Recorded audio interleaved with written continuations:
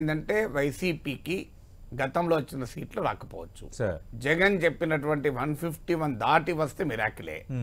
ఏ సంస్థ కూడా ఇంతవరకు 151 దాటితేనైతే అది ఇచ్చినట్లేదు. సో అందువల్ల వైసీపీకి దెబ్బ తగలబోతుంది. మనం డే 1 నుంచి మన విశ్లేషణలో నాలాంటి వాళ్ళు చెప్తూనే ఉన్నాం, వైసీపీకి భారీగా దెబ్బ తగలబోతుంది. ఆ భారీగా దెబ్బ తగలడం వల్లనే వైసీపీ ఓడిపోతుందన్న వాతావరణం రావడానికి కారణం ఏంటంటే ఇప్పుడు 151 సీట్లు, ఇప్పుడు మీరు చెప్పిన ఆరా సంస్థ ప్రకారం 94 అంటే మామూలు విషయం కాదు కదా. 57 సీట్లు పోతున్నాయంటే నియర్లీ 40% సీట్లు పోతున్నాయి. 40% సీట్లు పోతున్న సమయంలో ఓడిపోతున్నట్టు కనబడుతుంది, ఇంకేం కనబడుతుంది. సో 88 మ్యాజిక్ ఫిగర్ అంటే 94 అంటే ఎంత ఆరే కదా. It can happen anyway. ఇప్పుడు శాంప్లింగ్ ఎర్రర్ అయితే ఒక 5% తీసుకున్నా కూడా 6 సీట్లు అటు ఇటు కావచ్చు. సో 94 ఇచ్చారు ఆరా. సో ఒక 5% శాంప్లింగ్ ఎర్రర్ అనుకుందాం. 5% శాంప్లింగ్ ఎర్రర్ అన్నా కూడా నీకు 7-8 సీట్స్ అటు ఇటు కావచ్చు కదా.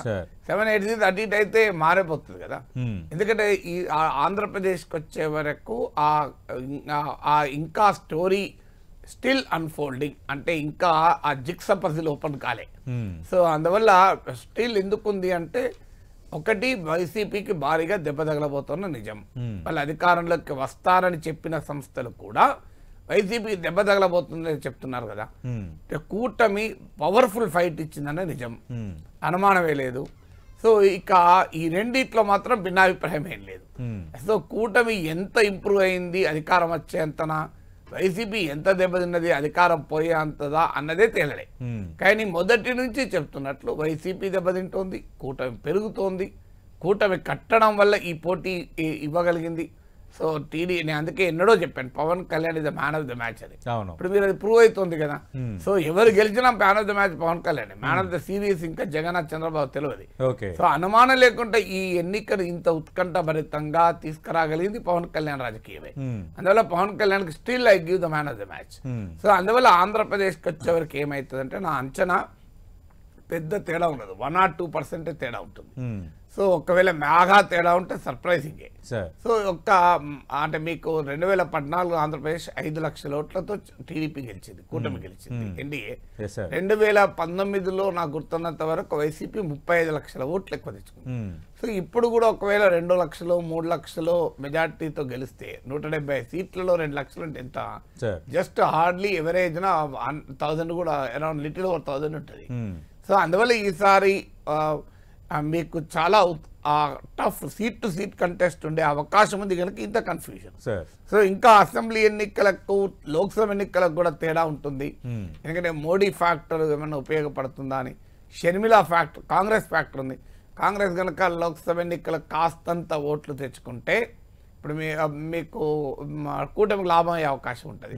ఇప్పుడు కడప సీట్లో అవినాష్ రెడ్డికి చెమటలు పట్టించింది కదా షర్మిల గెలుస్తుందని కాదు. ఇప్పుడు నా ఆరా సర్వేలో కూడా షర్మిలకు 12% అన్నారు. నా అంచనా కూడా అరౌండ్ 10% ఉంటుంది, అంతకన్నా ఎక్కువ ఉండదు. మీకు కడప పులివెందులో మినహా షర్మిలకు పెద్దగా ఓటింగ్ అంతటా రాలే. సో కానీ బట్ షీ కెన్ ఇప్పటివరకు ట్రెండ్ చూస్తుంటే పోల్ స్టడీస్ కూడా వైసీపీ ఓటే ఆమె తెచ్చుకున్నది కనుక, కానీ విపక్ష ఓటు ఏం తెచ్చుకోలే. సో అందువల్ల కూటమి ఓటు ఆమెకేం రాలే. సో జగనన్న వదిలిన బాణంగా వైసీపీ నుంచి వదిలిన ఓట్లే తెచ్చుకున్నది. సో అందువల్ల ఆ మేరకు వైసీపీకి అసెంబ్లీ ఎన్నికల్లో పెద్ద డ్యామేజ్ చేస్తుందా, ఎందుకంటే ఎంత చేస్తుంది. ఇప్పుడు చాలా నారో కంటెస్ట్ ఉన్నప్పుడు ఏమవుతుందంటే 500 ఓట్లు షర్మిల నాయకత్వం కాంగ్రెస్ తెచ్చుకున్నది లాస్ అవుతుంది. అంటే 500 ఓట్లు నేను చెప్పేది వైఎస్ఆర్ కాంగ్రెస్ ఓట్లు. ఆ కాంగ్రెస్ పార్టీ గతంలో 500 రాలేదా, అప్పుడు ఏం కాలేదు కదా అనొచ్చు మీరు. కానీ గతంలో వచ్చిన దానికన్నా షర్మిల ప్రభావంతో జగనన్న చెల్లెలు రాజన్న బిడ్డ రాజశేఖర రెడ్డి అభిమానులు కాన్స్టిట్యున్సీకి 500 తీసుకున్నారు అనుకో, it can make a world of difference. అందువల్ల లోక్సభ ఎన్నికల్లో కాస్త ఎక్కువనే తీసుకోవచ్చు, 2% 3% రావచ్చు అని.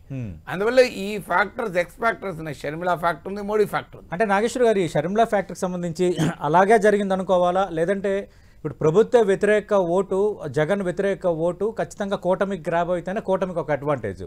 ఒకవేళ ఆమె ఏమైనా కొన్ని పాకెట్స్లో కొంత ఓటుని ఆమె గ్రాబ్ చేసి ఉంటే అది కూటమికి వేరే యాంగిల్లో నష్టం కలిగించే అంశం కాదు. అంటే ఆమె విపక్ష అంటే ఆ 2 పాసిబిలిటీస్ ఉన్నాయని అనుకున్నాం. ఒకటి ఆమె జగన్నే అటాక్ చేస్తుంది, కూటమిని అటాక్ చేయడం లేదు గనక ప్రతిపక్ష ఓటే ఆమె చీల్చుకుంటుంది అన్నది ఒక థీసిస్. అది షర్మిల బిగిన్ అయినప్పుడు అదే థీసిస్, అది ఒక పాసిబిలిటీ. కానీ షర్మిల ఎలక్షనీరింగ్ కంటిన్యూ అవుతున్న కొద్దీ ఈ పాసిబిలిటీ పోయింది. ఎలక్షన్స్ హీట్ ఎక్కుతున్న కొద్దీ ఈ పాసిబిలిటీ పోయింది. ఎందుకు పోయింది అంటే జగన్ను ఓడించాలి అనుకున్న వారు కసితో కూటమికి ఓటేశారు. ఎన్ని రిజర్వేషన్లు ఉన్నా టీడీపీ బీజేపీ అలయన్స్ పైన రిజర్వేషన్ ఉండొచ్చు, బీజేపీతో పెట్టుకోవడం పైన టీడీపీలో రిజర్వేషను, టీడీపీతో పెట్టుకోవడం వల్ల బీజేపీలో రిజర్వేషను, జనసేనకు సీట్లు ఇచ్చారని టీడీపీలో ఫీలింగ్ ఉండొచ్చు, మాకు ఎక్కువ సీట్లు రాలేదని జనసేనకు ఉండొచ్చు. ఎన్ని రకాల రిజర్వేషన్స్ ఉన్నా జగన్ను ఓడించాలి అనుకున్న వాళ్ళు కసితో కూటమి కొట్టేశారు. ఒక్క ఓటు కూడా సైడ్కి పోకూడదు, ఒక్క అవకాశం కూడా మిస్ కాకూడదు అనే కసితో పనిచేశారు. నేను ఇప్పుడు కాదు వారం రోజుల కింద కూడా చెప్పాను, టీడీపీలో ఉన్న కసి వైసీపీలో లేకుండే.